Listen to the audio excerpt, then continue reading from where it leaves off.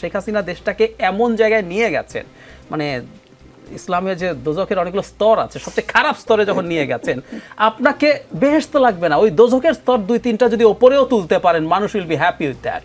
আমরা দেখছি সচিবালয়ে অস্থিরতা, ডিসি হতে চান অনেকেই, যারা হয়েছেন তাদের বিরুদ্ধে নানা অভিযোগ তুলে তারাও দাবি করছেন তারাও হতে চান।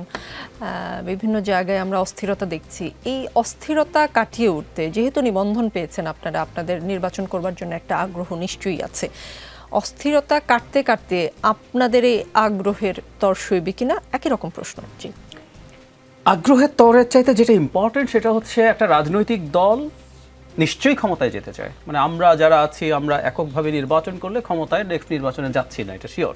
কিন্তু আমাদের স্বপ্ন, আমরা যেদিন রাজনৈতিক দল তৈরি করেছি আমরা ক্ষমতায় যাব, এবং ক্ষমতায় যাওয়ায় যদি আপনার লুটপাটের ইচ্ছে না থাকে, তাহলে আপনার উদ্দেশ্য হচ্ছে আপনার কিছু চিন্তা আছে রাষ্ট্রকে কল্যাণ করার জন্য, আপনি সেটা করতে চান।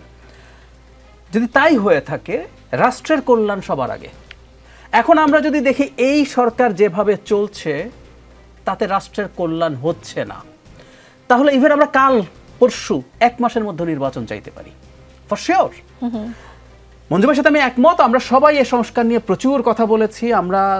আমরা দুই দল একটা মানে প্ল্যাটফর্মে, কমন প্ল্যাটফর্মেও আছি। এর বাইরে আমাদের অন্য দলগুলোর সাথে আলোচনা হয়।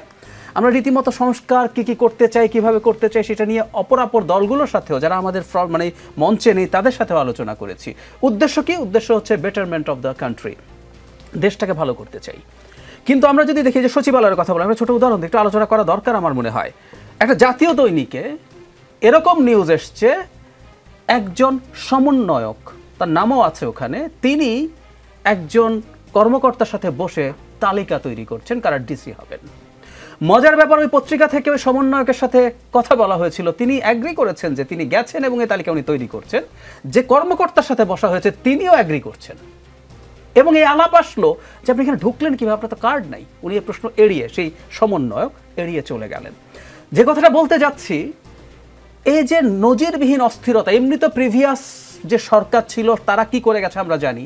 এরপর যদি এখন এই ধরনের প্রসিডিউরাল প্রবলেম তৈরি হতে থাকে, এখনও যদি ক্রমাগত মব যেতে থাকে, গতকালও বা পরশু একজন পুলিশ সদস্যকে, পুলিশের একজন এসআইকে থানা থেকে বের করে হেনস্থা করা হয়েছে, তার উপর আঘাত করা হয়েছে, এরকম বিভিন্ন জায়গায় মব তৈরি হচ্ছে। এরকমভাবে যদি এটা কন্টিনিউ করতে পারে এবং সরকার যদি সাকসেসফুলি এগুলো ম্যানেজ করতে না পারে, তখন আমরা যদি দেখি যে দেশের ওভারঅল সিকিউরিটি প্রশ্নের মুখে, গার্মেন্টের মধ্যে নানান রকম সমস্যা হচ্ছে।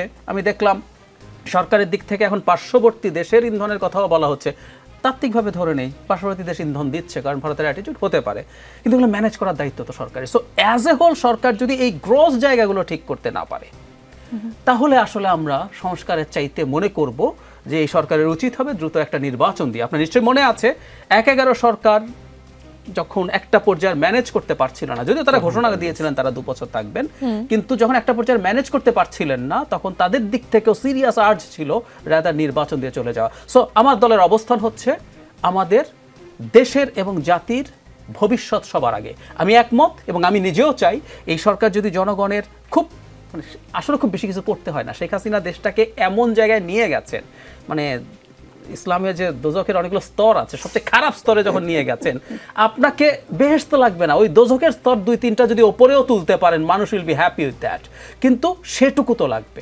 সুতরাং ওই জায়গায় প্রপারলি আগাচ্ছে দেশ, ওটা যদি হয় তারা থাকুন এবং একই সাথে সংস্কার করুন। কারণ একটা কথা খুব জরুরি, জনগণের সংস্কারের চাহিদা আছে বলে আমরা বলছি, আমি সরি এভাবে বলার জন্য, আমরা দীর্ঘদিন এই লড়াইয়ে ছিলাম, আমরা বলছি এবং আমরা জানি সংস্কার হলে জনগণের লাভ হবে। কিন্তু সংস্কার যে জায়গায় করার কথা হচ্ছে, যতটুকু করার কথা হচ্ছে, যারা মুভমেন্টে ছিল, রাস্তায় ছিল, মারা গেছে, ইভেন মারা গেছে, আহত হয়েছে 18,000 মধ্যে, এদের কথাই বলছি। এরা এই জিনিসটা কতটুকুই বা বোঝে। সুতরাং তার মূল সংকটের জায়গা, এই সংস্কার চাওয়া মানুষজন এই শেখ হাসিনাকে ফেলে দিচ্ছে তা না। রাস্তার মধ্যে তিনি ছিলেন যিনি পাঙ্গাস মাছের কাঁটা কিনেছিলেন, যিনি 15 টাকা একটা ডিম কিনতে পারেননি, কমতে কমতে একটা ডিমও কিনতে পারেননি, যিনি চাকরি হারাচ্ছিলেন কারণ অর্থনীতিকে সরকার এখন প্ল্যান করে স্লো করে দিচ্ছে ডলার ক্রাইসিসের কারণে। আমি বহু মানুষকে চিনি যিনি তার পরিবার বাড়িতে পাঠিয়ে দিচ্ছেন। আমরা অনেকে হয়তো অবাক হব, ঢাকা শহরে অনেক কিছু সিরিয়াস ইনফ্লেশন আছে, কিন্তু বাড়ি ভাড়া ইনফ্লেশন নেই, কোনো জায়গায় বাড়ি ভাড়া কমছে, কারণ মানুষ তার ফ্যামিলি রাখতে পারছে না। সো ওই মানুষগুলো আসলে শেখ হাসিনার পতন ঘটাতে গেছেন এই সব কারণে। ওই জায়গাগুলো অ্যাড্রেস যদি করা না যায় আলটিমেটলি আসলে সংস্কার আমি তার মানে এই না আমি বলছি যে 6টা কমিটি হলো এগুলো যে সংস্কারের জায়গাগুলো করবে এগুলো জনকল্যাণ এবং গ্রাসরুটের কাছে যাবে তারা হয়তো এটা জানেন না। সো দিনের শেষে এই জায়গাগুলো যদি সরকার অ্যাড্রেস করতে পারে তারা এমনি সময় পাবে। রাজনৈতিক দলগুলো প্রস্তুত আছে, এমনকি বিএনপি, আমি একদম খোলাখুলি যদি বলি এখন ভোট হলে বিএনপিরই ক্ষমতায় আসার সম্ভাবনা সবচেয়ে বেশি। তারাও কিন্তু আজ বলছেন যে তারা সংস্কারগুলো হতে দিতে চান, তারাও সময় দিতে চান, কিন্তু সরকার সেটাকে সদ্ব্যবহার করতে পারবেন আশা করি।